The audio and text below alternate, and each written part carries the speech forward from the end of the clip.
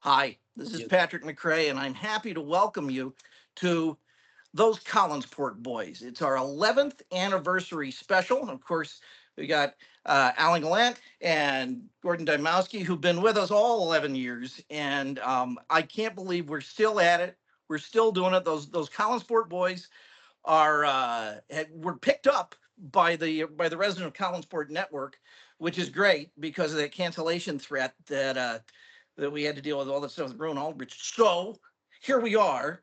And how are you guys doing? Doing great, and damn that writer's strike. Yes, I Yeah, know. yeah, and yeah, and for those who are watching, you're probably asking. So let me just answer the question right now because I know you're all curious.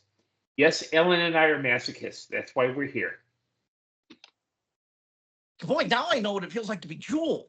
So, so, geez, No, Louise, don't. heavy, Just heavy. kidding. Where's the head who has the non-hirsute crown or something like that? Anyway, so we're here. Tonight's episode is called Tunes and Tournaments, and there's a challenge that actually will be very appropriate to Gordon's last observation. It could get ugly. I hope so. And before that, though, for the tunes part tonight, we were going to talk about the Great Train Robbery, and we're going to talk about that in a night or two. Um, uh, However, before we do that, because we're waiting for Jule for the main event.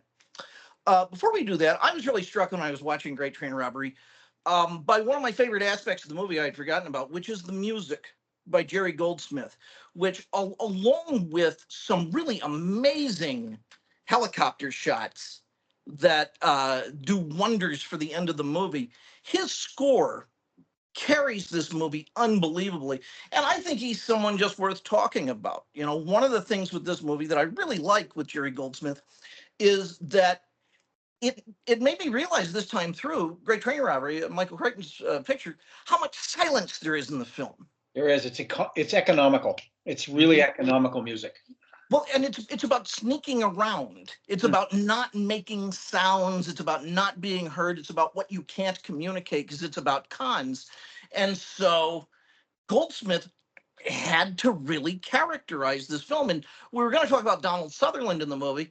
I think Jerry Goldsmith, in his own way, is as much of a character in this film and has more presence in the film, maybe, than Donald Sutherland. So that's just the kickoff. What do you guys think of the score in this, and maybe of Jerry Goldsmith in general? I was struck by the economy of the music passages, which were mostly used to sort of elevate tension or on occasion sort of break tension. Uh, Mhm. in the more, it's hard, for want of a better word, domestic type scenes or normal life scenes. But as you said before, it's about sneaking around. So there's a lot of silence in here, and it's really, I can see him with the orchestra and the big film screen, and just sitting there, wait, wait, it's like now you do it, that kind The of thing. He alternates strings and brass a lot in this Oh yeah, movie. oh yeah. Strings for the tension, Mhm. and then brass when something actually happens, Right. and it's a great combination. Yeah, it is. Now, Gordon, I was struck the other night as Jule read a few of the musical credits on Return of the Living Dead. Mhm. Uh, by your knowledge of music and your sensitivity to music, are you a movie music fan? Um, in very limited doses, because a lot of times most movie music, and not Jerry Goldsmith. So usually most Sure. movie music is the very cliche, like when something is they're moving towards a climax, the dot the dot the dot, it goes up, and then when it's sad, it goes down, Hmm. and there isn't much of a dynamic range. So for me, it's there's a handful of people that I will whose soundtracks I enjoy. So it was Ennio Morricone, and Yeah. I'm sure Jules like yay. Uh, and Jerry Goldsmith is one of them because it's never obvious. It's never blatant. It's always in support of the plot. Very much so. Yeah. Very much so. He never he writes such beautiful music, but it never upstages what's going on screen. No, in some, it's just it's almost subliminal in places. It just sorts of comes in there, and you're affected by it, and then you don't realize you're affected by it for a second or two, and then there it is. So yeah, I enjoy that aspect of what he does. I mean, he has a broad scale. He does that, and then he does more bombastic stuff for like the action sequences that we were talking about before. So the other big Jerry Goldsmith scores that come to mind, Alien, Yep. Patton. Oh, big time. I think he got the Oscar for Patton. I think he was at least nominated. I'm not sure. At least nominated. Yep. Planet of the Apes. Yes. How the hell did he even write that? Because it's just sounds and stuff, but it's very carefully structured. And apparently Goldsmith was a really forward-thinking composer. He was always like finding the weird instruments and the water bowls and everything else. And there was an interview I read with another composer where he said, yeah, we were basically always looking over our shoulder to see what Jerry was doing because that's where we wanted to be. He was kind of the American Ron Grainer in that sense. And in Apes, there's a lot of that, like what you're talking about, bowls and stuff, percussive stuff. And in the occasional, kind of flute or similar instrument, piccolo or something like that, that just like, there's a moment and there it is, that kind of thing. And it, again, economical. The cool part about what he did with Planet of the Apes, too, for me, is that if you go watch Escape from the Planet of the Apes, or you just look it up, he has turned some of the motifs, which were pretty abstract. I mean, he's not given himself a lot to work with. Right. Some of the motifs in Planet of the Apes, this amazing 70s kind of funkadelic sound that, I mean, it sounds like Berry Gordy was involved. I mean, it wasn't, but it has that quality. Gordon, you talked about Escape from Planet of the Apes. Do you remember the score as being pretty jaunty? Yeah, it was, and it was meant to, I think it was meant to be, because I think with Escape they're going for a more kind of satirical tone. Absolutely. In the way that the first one did, except the first one was a lot more serious because it's human in ape society. Now that you've got apes in human society, you kind of need to match that, and you need that kind of giving it that jauntiness and that modern feel makes you know that you're in a very specific place. I mean, it's got to match some of what Roddy McDowall's doing in terms of his amusement that's going on, and the reactions he's having to this other culture. So it has a lot of sort of a capacity for action in it also, which I like because the movie turns very dark. It does. And Goldsmith has to be able to balance both of those things. And I think he does a really good job of it. It's one of his better scores. But now on the cab ride over to the studio, Alan, you were talking about to us about his TV work, and that we often forget that Jerry Goldsmith had such a presence on TV. So what comes to mind with that? What impressed you? Well, I mean, he actually did work in radio first. I mean, he goes back to the early 50s in terms of his work, but I'm thinking of Gunsmoke. He did a number of motifs for Gunsmoke that were used over and over again that were very effective. You had mentioned The Man from U.N.C.L.E. when we were talking about it earlier as well, which is a real gold standard in terms of 60s television themes.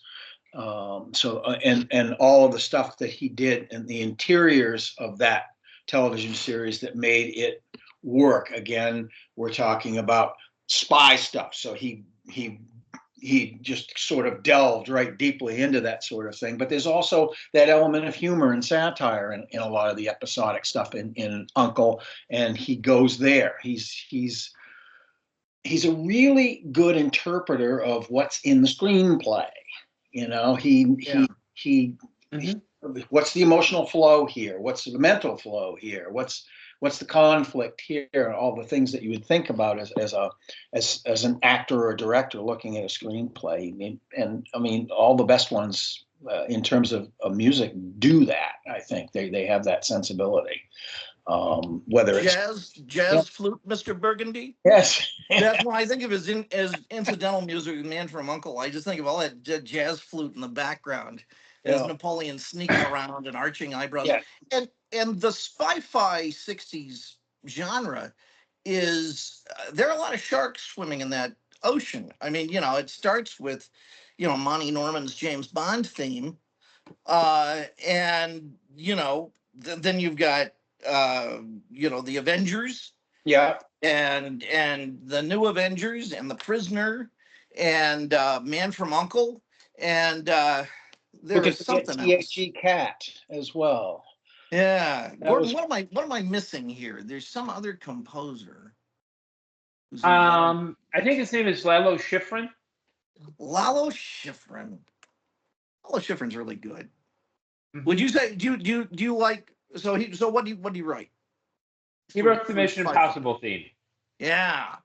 Would do you prefer Mission Impossible theme than the Lalo Schifrin sound to Goldsmith? I actually, yeah, I feel like pulling a Jule and being like yeah, Lalo Schifrin is hype, but I think Lalo Schifrin. The only two things I know that he did were Mission Impossible and Enter the Dragon. Yeah, he But did some like other with stuff. He did some Matt Helm stuff. I think he was a really much. I think he was like a much inherently jazzier composer. Um, I think of him for the the that amazing Mission Impossible theme, but I know he had a hell of a career.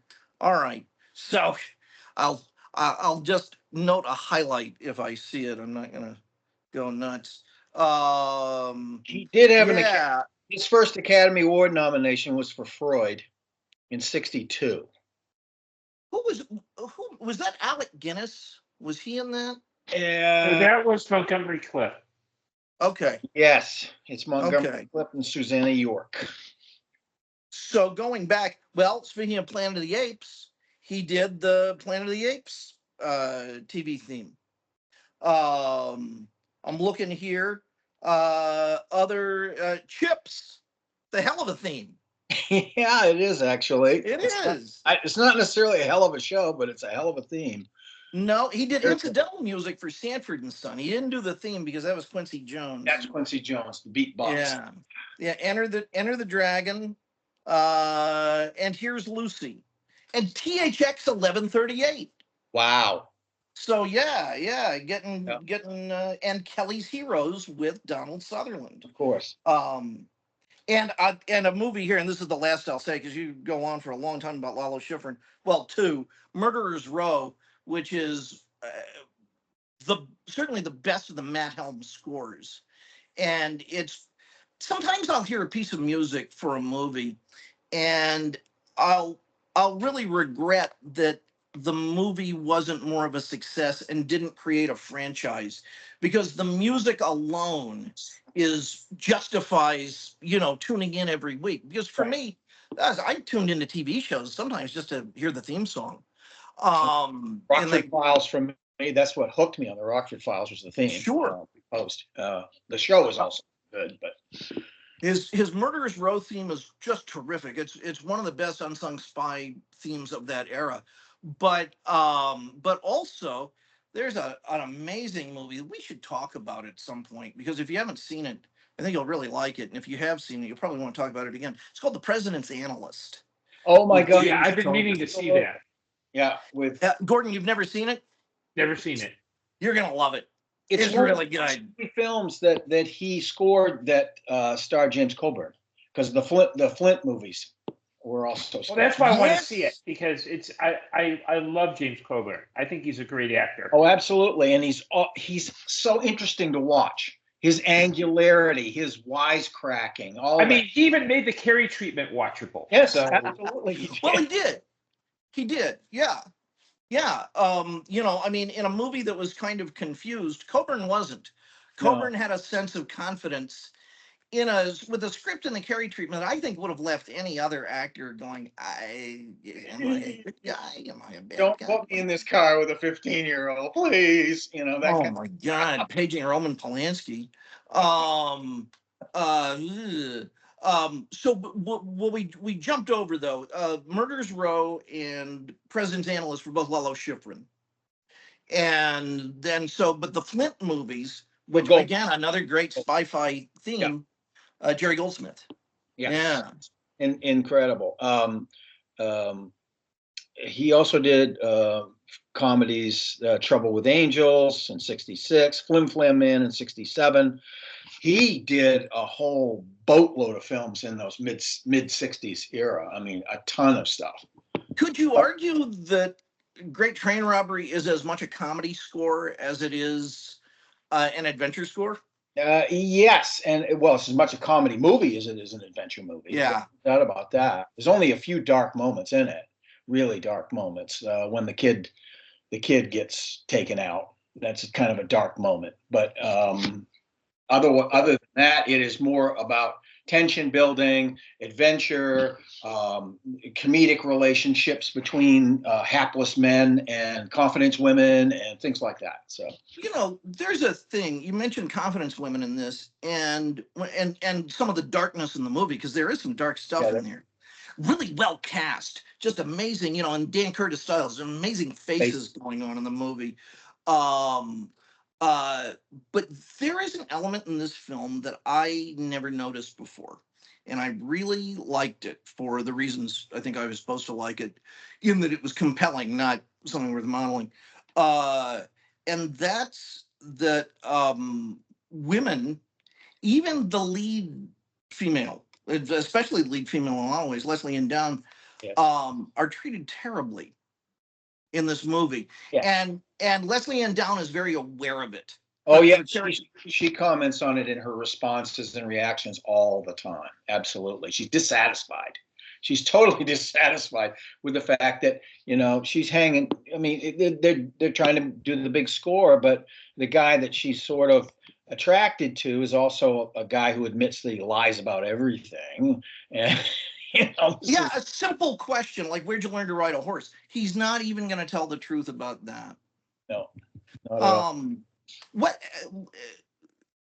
Gordon, did you, because you're a man of unlike me, of character. Um, uh, well, thank you. I really appreciate that. it's true. It's true. It's true. Coming from a libertine, it means a lot, right? Um, did you like Sean Connery's character of Edward Trent, or were you a little skeezed out by him? Or, I don't know, how do you respond to him? I think he's meant to be a man of the era, and I think he's also meant to be kind of the. And we've talked about this with Jule. And Jule, if you're watching, you know how I've talked about the gentleman thief archetype. This is it. Oh yeah. It's definitely it. He is. We're supposed to root for him because he is. I mean, that's why I like caper and heist films, because you're rooting for the bad guys to win, but you also know that at some point justice is going to have to prevail. And the movie kind of has it. Enforcing anarchy otherwise. Right. Yeah. But I do think he's meant to be a little skeevy, especially at one point where they're trying to get the second key, and Leslie Ann Down is saying, like, "Wait, you really want me to like lead this kind of tubby guy on?" Which there's an obvious joke I can make about Jule, but I'm not going to go there. Yeah, but I mean that's what she's implying, that she's going to have to go all the way with this guy that she can't stand the sight of, much less touch.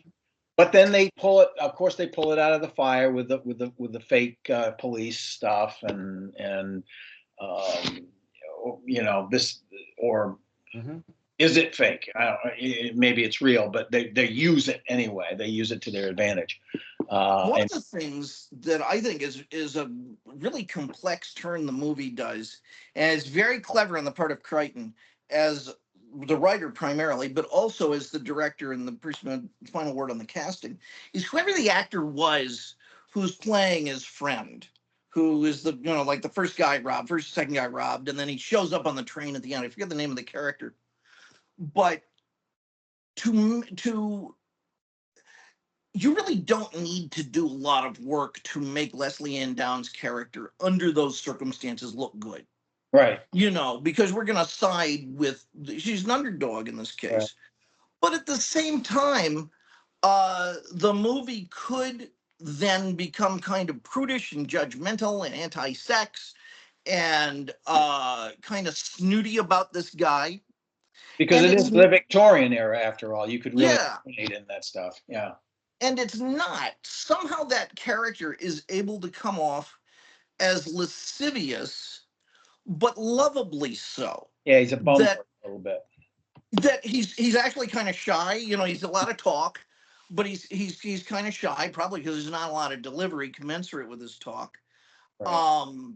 And he's also he's it's clear that he has genuine affection for sex, and that it's not a matter of control or something like that. I mean, Oh, it's he's just enthusiasm. He has the enthusiasm that that a 15-year-old has, and they, oh my God, look at this, that's that kind of stuff going on there. Yeah, So it's and I think genuine. and I think the movie does something very clever in that even though Connery's character is a bit of a, he might be skeevy, the people he's robbing from are even skeevier. I mean, there's that yes. whole conversation where like, oh, they would have robbed the train.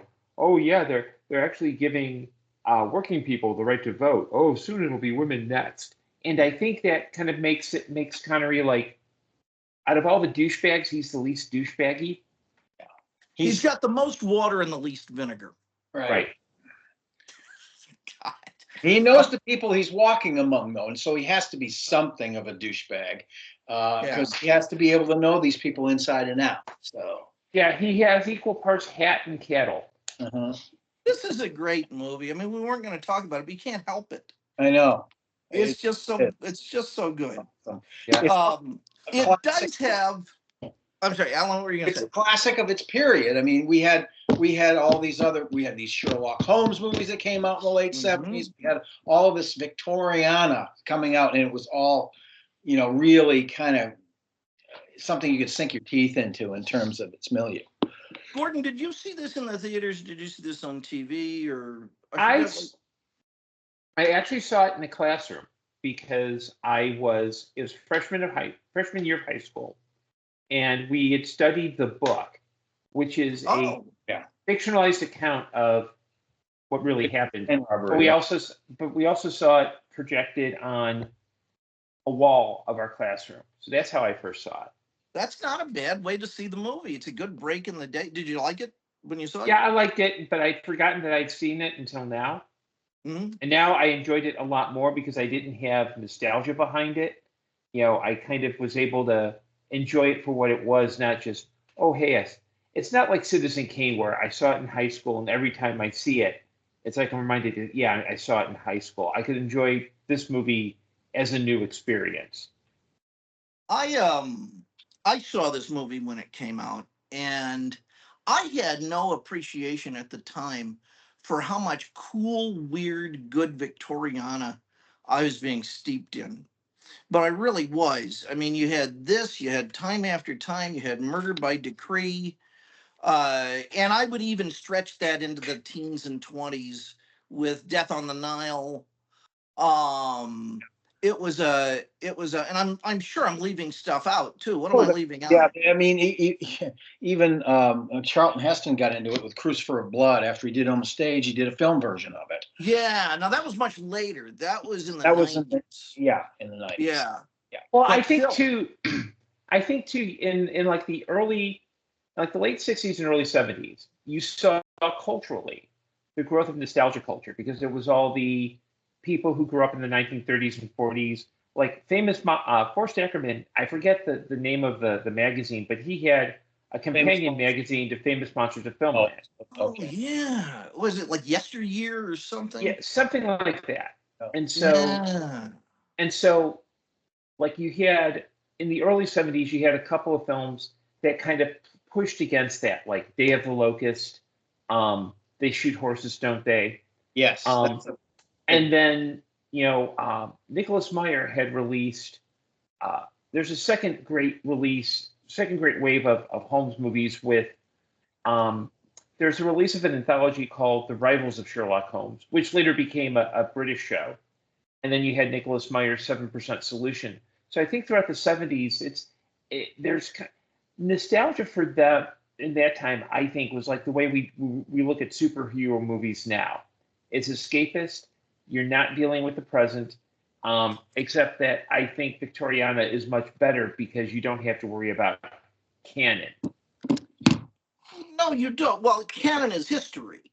You know, I mean, and all of these are things inside of history. So yeah, they're all riffing on canon, and honestly, it's this great intersection of humanity, both realizing its potential and beginning to realize, all of the flaws that are kind of crackling around the edges, and putting those two things together. I think that's, for me, one of the things that makes Victoriana so interesting. And it's why the steampunk machine kind of metaphor works so well, because on one hand, it's very progressive, but it's also very ugly. There's no streamlined kind of Ken Adam lines where everything's a transistor that's hidden behind a panel. No, you have these oily parts. Yeah.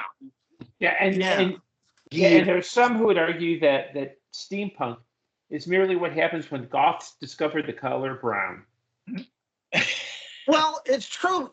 I'm not a big cultural historian on that, but I don't know when Shane Lacy Hensley came out with Deadlands, what the year was. But to me, for all of the crap that the Wild Wild West movie takes, I don't remember steampunk being really a visible thing the way it would later become until that movie came out. And every steampunk thing I have seen has looked like a piece of production design that could have come from that film. I mean, you say that movie commits many crimes, but Crimes Against Fashion is not one of them. Not one of It's them. a good-looking movie. Yeah. It's weird. The most recent movie that I've seen that was reminiscent of steampunk was Hugo, which is about it's about one of the early French pioneers of cinema. Georges Méliès. Right, who's become he's in a train station trying to make a living, kind of thing, and these kids are running around trying to find this doll that is actually an animatronic doll that a piece of automata. Yeah, a piece of automata, and it's that to me has always it's drawn from steampunk, those elements, that particular piece in particular, but also the idea of cinema and early cinema, which you do see the gears looking back at it. You really see the gears, the special effects that Méliès did were astounding for their time, but you can see the gear in the works looking back at it and see, how he did that, and that's pretty cool, but this is you can see how it worked out, hand coloring, editing, various things that he did to make magic on there. And he was really interested in magic, real visual magic. That seemed sure thing. So well, when you think about it, the magic of a movie and how a movie happens, perceptually in the brain hasn't changed. No, really. I mean, you still have the persistence of vision effect, and that's such a quintessentially Victorian piece of crack pottery. I mean, it's a weird idea, Yeah. but it works, It and does. that's one of the things I love in Victoriana. Mhm. So, gentlemen, we now come to the tournament. The tournament in this form, the tournament now will take the form of Ed McMahon, Hi-yo. creator Heyo. of a game Yes. called Guest Host, or at Okay. least it's his picture that's on the front of Okay. Guest Host. Okay. It was made in, I think, 1984. No, it was 1987, which is and it's about celebrities of that era, Okay. which is about the last time when I paid attention to celebrities. So what we have here before us is a track. We have a track. Now let's see if I can do this. There we go. Okay. Okay. So now you and Gordon, Alan, Yes. you are both on the empty chair there at the end. Okay. I'm going to give you clues about various celebrities. You get 6 clues. If you answer with the first clue that's given out for a celebrity, answer correctly, you get 6 points. Okay. And then it goes down until, and if you get it right and so on, you move a certain number of spaces towards the big desk, Okay. where as in Mirror Mirror, Gordon, you could, as you've long wanted to do, seize this program through assassination, which you've tried to do several times, and Uhura stopped you. But Uhura's not with us now, and I am alone. Yeah, and the other thing is, before it was character assassination, now it would be actual assassination. It's real assassination. You know that it's the evil McCrae because I have the beard. And her name is Monica. But seriously, here we go. First celebrity. I have no idea who this is going to be. I'm going to draw this from the middle of the guest host deck because I'm sure there'll be middle brows. So here we go. Oh, easily. Oh, interesting. Well, Christ, now these might be historical figures. They might be characters from fiction. They might be real life folks like you and me. Okay, clue number 1 for 6 points. First person to get this. Here's an interview question I might ask this individual. Does being raised on a farm ever cause yearning to return? There's no penalty for a wrong guess, also. Okay. Johnny Carson. Johnny Carson is incorrect. We go on. Exactly how long have you been a journalist? Clark Kent. I will accept that. The answer was Superman. Man. Yeah. But Clark Kent, same thing, sort of.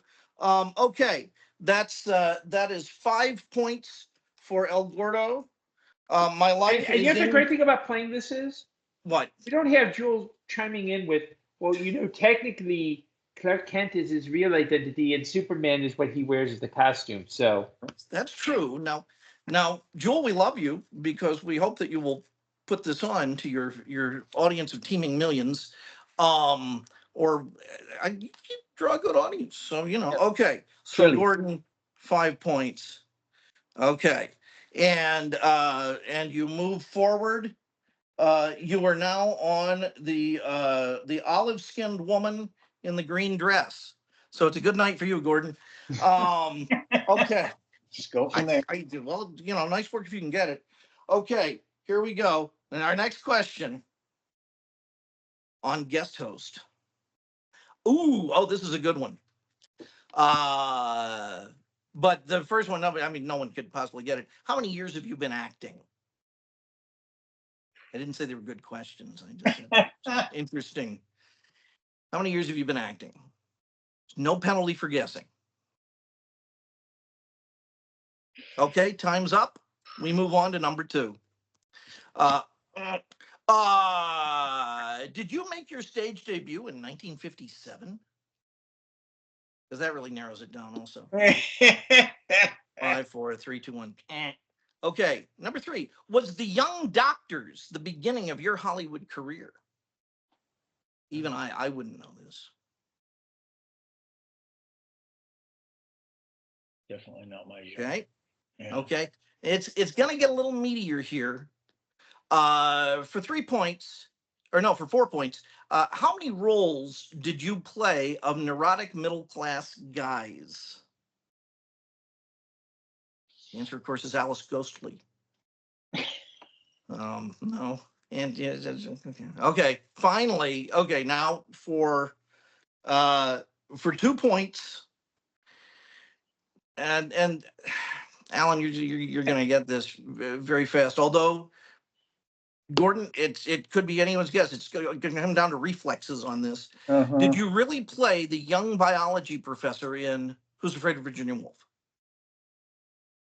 Oh, shit. The name is not coming to me now. Yeah. Okay. No. Okay. And No. then finally, number 6, for 1 point, was Fun with Dick and Jane an enjoyable movie to make? George Siegel? George Siegel is correct for 1 point. Couldn't remember his name. I saw his face that last one, but I couldn't remember his name. So. All right. All right. Yeah. Just. All right. So, Gordon, you have now moved on, and you are in the lap of this sort of Jeffrey Jones looking individual. And at Okay, this let's point, work on getting me out of there right now because well, That was perfect. and I need to point out, if you can see, I don't know if you can see, the token is suspiciously peg-like and Mhm. seems to be springing from his groin. So, Yes. Gordon, he's happy to see you, as are we all. Okay, here we go. Guest host grinds on. Oh, number 1, did you consider yourself a popular U.S. singer and composer? Where's the answer? Charles Manson. Yeah, nobody can get it on that. However, this one you may walk away with it. Are you still living and singing in conscious imitation of Woody Guthrie? Bob Dylan. Bob Dylan is correct. Bob Dylan is correct, which is not a statement I say very often. Normally, I just say, Yeah. but uh, but for 5 points, Alan is surging ahead. The score now is 6-5, and Alan is now occupying the woman in the green dress. And I we am wish you both occupying the woman in the green dress with well. with my little peg erector set there. Yeah. It's a proportionately it's quite a peg. That's it. It's something else. Okay, I'm not gonna do that. All right. Ooh. Okay, number 1. How can you be both North and South Carolina's native son?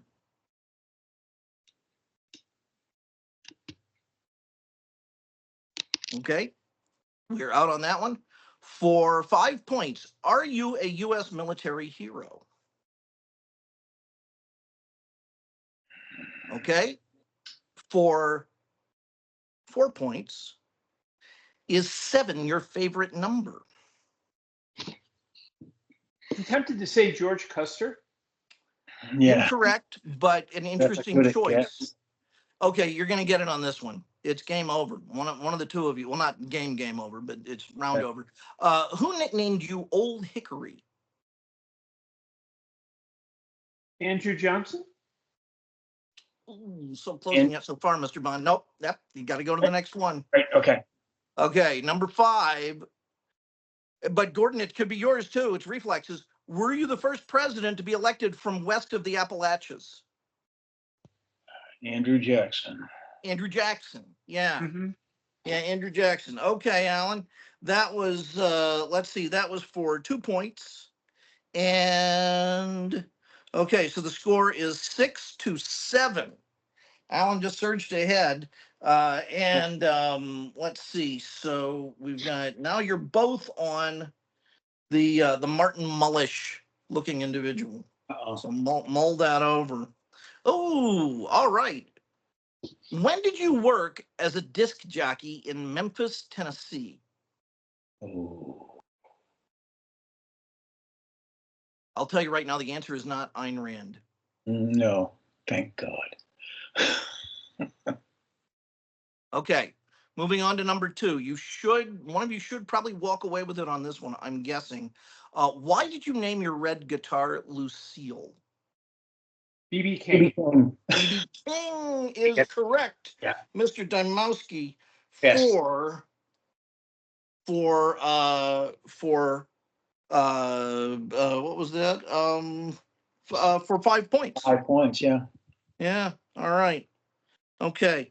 And yeah, that was very good. The other clues on that: did you record 3 o'clock in the morning in 1949? Is it true that you played over 300 one-night stands a year?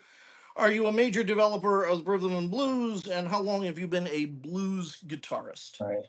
So that's what the other ones have been. Oh, here we go.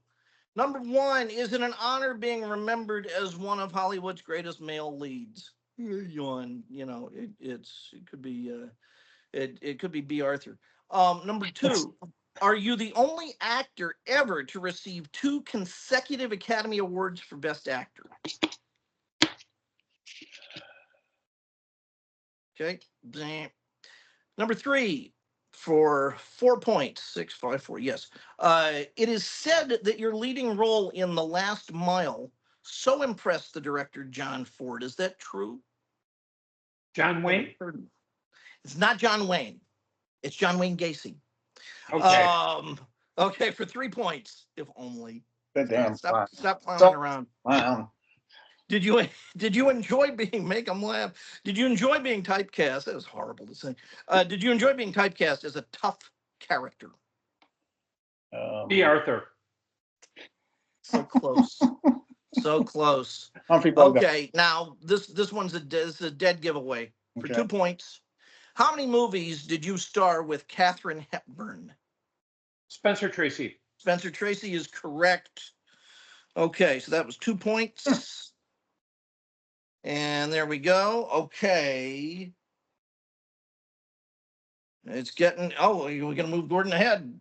Let's Yes. see. And in fact, let me see here. We've got 1, 2, 3, 4 for Gordon and 2 for Alan. So let me move Gordon. Let's see. He's got 1, 2, 3, 4. Oh, you're on a baseball player. It looks like Raleigh Fingers. But who? Anyway. Keep your Raleigh fingers to yourself. Yeah, Patrick. well, the mustache is going to start curling extra now. All right, Raleigh Fingers. Is that really is your name? Is your real name Laszlo Lowenstein? Oh, that's Jule. So, Everyone knows that Laszlo Lowenstein is Jule Saynes' real name. Saynes. Okay, number 2. Were you born in Hungary? Peter Lorre? Who said that? Peter Is Lorre. that Alan? Yeah. Peter Lorre is correct. Mm-hmm. For 5 points. Okay. And okay, so you're finally now, Alan, you are off of Martin Mull and you are on a currently bored looking woman, but not once you land there, I suspect. For In a much floppy hat and sunglasses, like a bad disguise that people would see through immediately. Yeah. All right. And just for the folks at home who are playing along, we got for Gordon, we got 5, 6, 11, 12, 13 points so far. For Alan, we have 7, we have 12 points. Interesting. 12 to 13, I think. Yeah, that sounds say right. this. 5, 1, 5, 2. Is that 13? That's 13. That's 15. And for Alan, 5, 2, 5. So that's 12. Yeah. All right. So here we go. Gordon, just so you know, there are only 2 slots left. There are only 2 correct answers left, and you could walk away as the host. Oh boy, this could get weird. 1, would you consider yourself a famous singer and comedian? Jonathan Frid.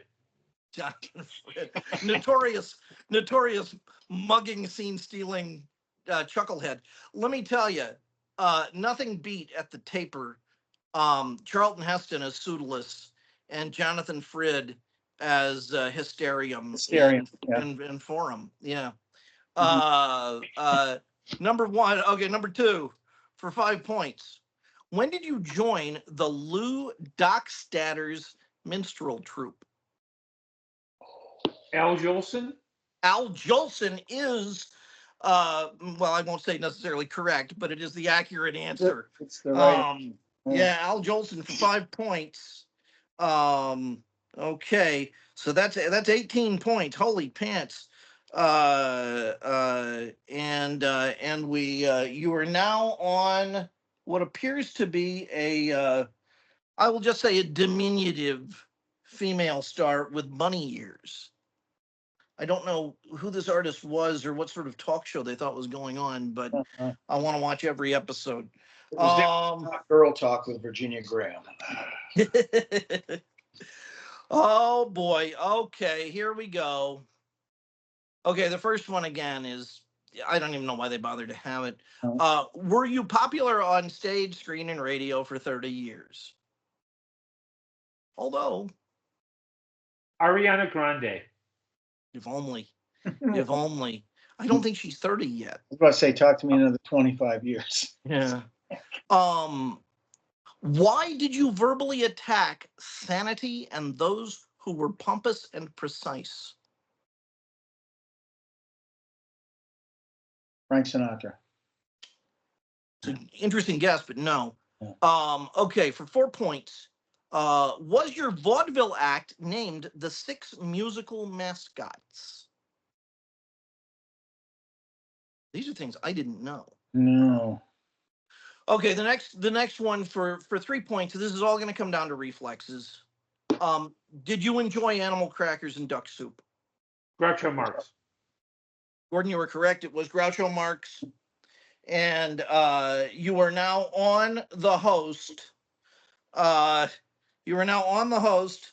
Jule is in danger, and I am too. You are surging ahead. And that was let's see, that was with 3 points. But it could be anyone's game because you have to answer this correctly to seize the crown. Yeah. Number 1. How did your parents choose the name Aurora for you? This is really interesting. I had no idea. Nothing? Nothing. Okay. Now, this one's really going to come down to reflexes because this next one gives it away thanks to something that did not exist in 1987, sort of. Why did the wicked fairy Maleficent put a curse on you?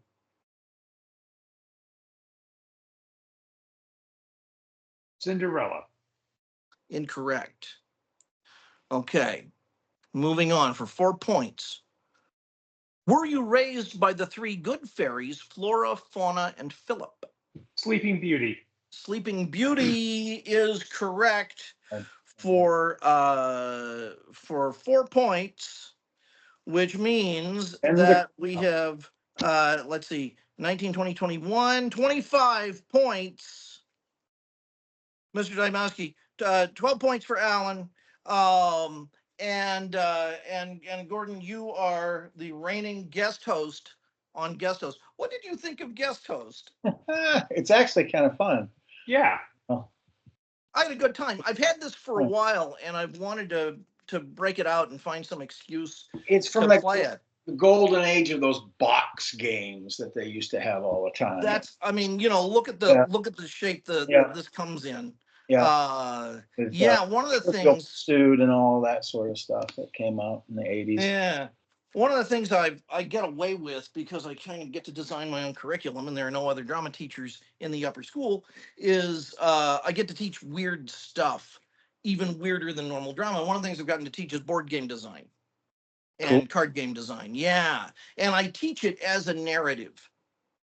So, it has a beginning, middle, and end. Right. And for people who are really hung up on winning, and they can't enjoy a game because they're so focused on winning, the thing I always tell them is look at winning as a necessary action that ends the narrative. Right. Rather than, this... different people are going to have that end of the story. So exactly. And speaking of ending the narrative, Eddie in the control booth is telling me that our time is up. Oh, Guys, I had a lot of fun. I absolutely. had fun too. Well, this was All good. right. This was a good brainstorm. This was a good idea. So, Excellent, excellent. Well, I will see you guys yeah. next week on those Collinsport boys. Yes.